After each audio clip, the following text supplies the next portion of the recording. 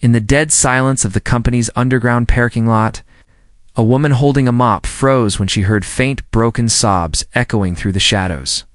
Someone was crying deep, painful, heart-wrenching cries that didn't belong in a place like this. She took a hesitant step closer, her footsteps echoing as the emergency lights flickered overhead.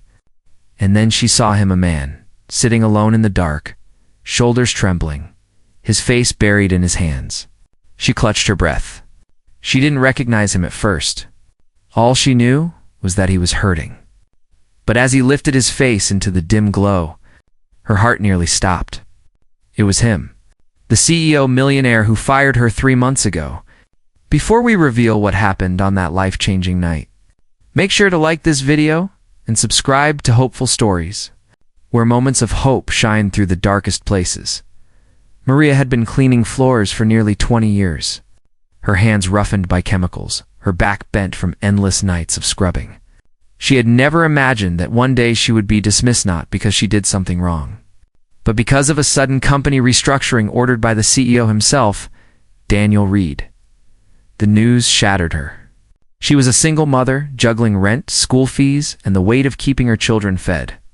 Being fired meant uncertainty, fear, and nights where hunger whispered through the house like a cruel wind. Still, she never hated Daniel. She never blamed him. She only prayed that someday life would give her another chance. Months passed, and she finally found part-time cleaning work in a smaller company.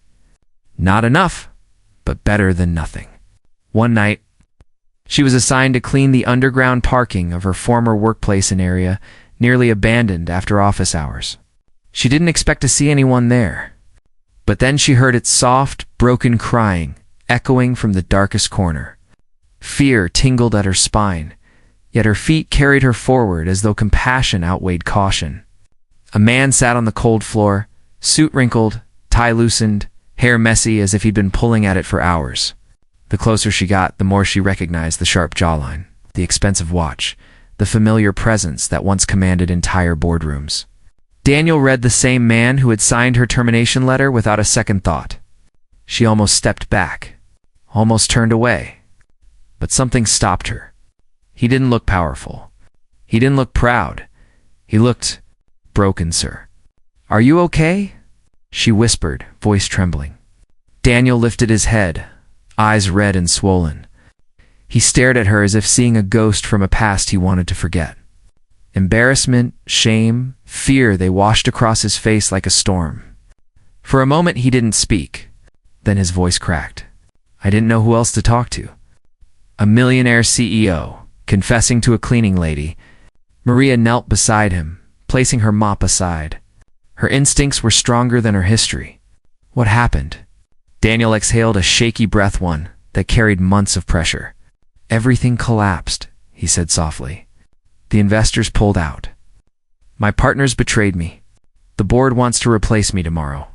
I tried to hold it together. I tried to be strong." His voice broke. "But I failed. I failed everyone." Maria listened quietly, absorbing every word with the grace only someone who'd seen true hardship could understand. She sat beside him in silence, letting him breathe, letting him exist without judgment. When he finally calmed, he whispered, "I'm sorry, Maria. I know I fired you. I know I hurt you." She blinked, surprised he remembered her name at all. "Sometimes life pushes us into choices we don't want to make," she said gently. "But pain doesn't make you weak, sir. It makes you human." For the first time that night, Daniel looked at her with something like gratitude. And in that cold, dim corner of a forgotten parking lot, a strange and fragile connection began to form between a man who had everything and lost it, and a woman who had nothing yet still offered hope.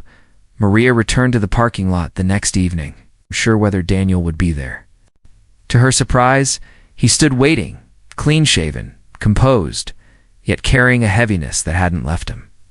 He apologized again, this time deeply, sincerely, explaining that firing employees had been part of a desperate attempt to keep the company alive during a hidden financial crisis he hadn't revealed to anyone. "I didn't want to fire you," he confessed. "But when the board demanded cuts, they chose people who they thought were replaceable, and I signed it. I regret that every day." Maria placed a gentle hand on his shoulder. Life is not about what you lose, sir. It's about what you do after losing it. Her words struck him deeper than any board meeting ever had. Over the next week, Daniel began meeting her in the same quiet corner of the parking lot. He talked about his fears, his mistakes, his loneliness in a world where everyone admired his money but ignored his heart. And Maria, with her gentle spirit and quiet strength, helped him see that leadership wasn't about power, it was about people. She reminded him of the human side of life he had long forgotten. Slowly, Daniel changed. He confronted the board, exposed the corruption of the partners who sabotaged him, and reclaimed his rightful position. But he didn't stop there. He reshaped the company's policies: higher wages, better treatment, more respect toward every worker, and executives to cleaners. And on the day he restructured the company, he made one decision that shocked everyone. He rehired Maria not as a cleaner, but as the head of employee welfare, a newly created position. "You cared about this company more than anyone else ever did," Daniel said as he handed her the letter. "You reminded me what leadership truly means." Maria burst into tears, overwhelmed by the sudden turn of fate. But Daniel simply smiled, humbled. "You saved me in the dark when no one else even saw I was falling."